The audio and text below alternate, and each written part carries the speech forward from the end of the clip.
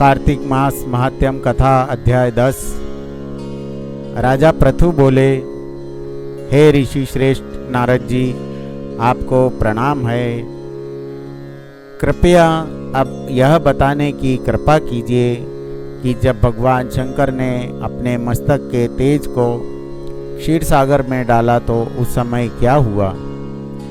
नारद जी बोले, हे राजन, जब भगवान शंकर ने अपना वह तेज क्षीर सागर में डाल दिया तो उस समय वह शीघ्र ही बालक होकर सागर के संगम पर बैठकर संसार को भय देने वाला रुदन करने लगा।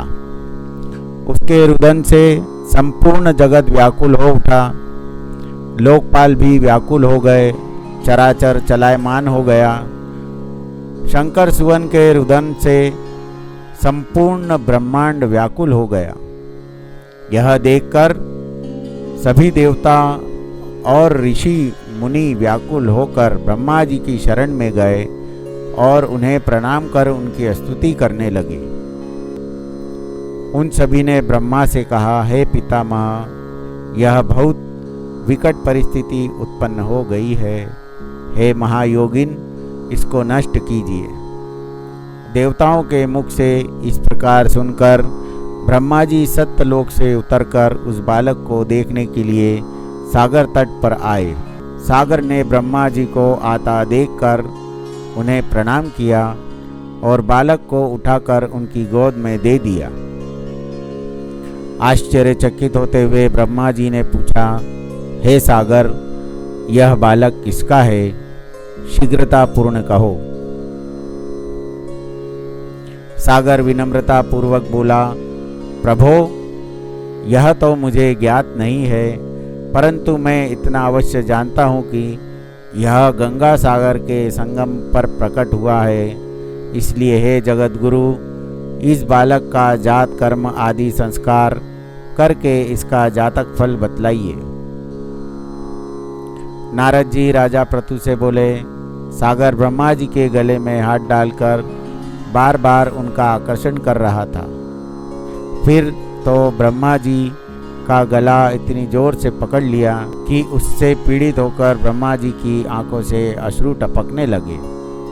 ब्रह्मा जी ने अपने दोनों हाथों का जोर लगाकर किसी प्रकार सागर से अपना गला छुड़वाया और सागर से कहा, हे सागर, सुनो, मैं तुम्हारे इस पुत्र का जातक फल कहता हूँ।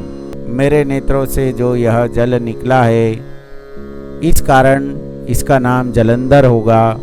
उत्पन्न होते ही यह तरुणावस्था को प्राप्त हो गया है, इसलिए यह सब शास्त्रों का परगामी, महापराक्रमी, महावीर, बलशाली, महायोद्धा, रण में विजय प्राप्त करने वाला होगा। यह बालक सभी दैत्यों का अधिपति होगा। यह किसी से भी पराजित न होने वाला तथा भगवान विष्णु को भी जीतने वाला होगा। भगवान शंकर को छोड़कर यह सबसे अवध्य होगा। जहाँ इसकी उत्पत्ति हुई है वहीं जाएगा। इसकी पत्नी बड़ी पतिव्रता, सौभाग्यशालिनी, सर्वांग सुंदरी, परम मनोहर, मधुरवाणी बोलने वाली तथा शीलवान होगी। सागर से इस प्रकार कहकर ब्रह्मा जी ने शुक्राचार्य को बुलवाया और उनके हाथों से बालक का राज्याभिषेक कराकर स्वयं अंतर ध्यान हो गए। बालक को देखकर सागर की प्रसन्नता की सीमा न रही। वह हर्षित मन से घर आ गया। फिर सागर ने उस बालक का लालन पोषण कर उसे पुष्ट किया। कालनेमी नामक असुर को बुलाकर वृंदा नामक कन्या से विधि पूर्वक उसका विवाह करा दिया। उस विवाह में बहुत बड़ उत्सव हुआ। श्री शुक्राचार्य के प्रभाव से पत्नी सहित जलंधर दैत्यों का राजा हो गया। यहाँ पर कार्तिक मास महात्म्यम कथा अध्याय 10 समाप्त। विषय वीडियो आपको पसंद आया हो तो चैनल को सब्सक्राइब करें, लाइक करें, शेयर करें। जय श्री कृष्ण।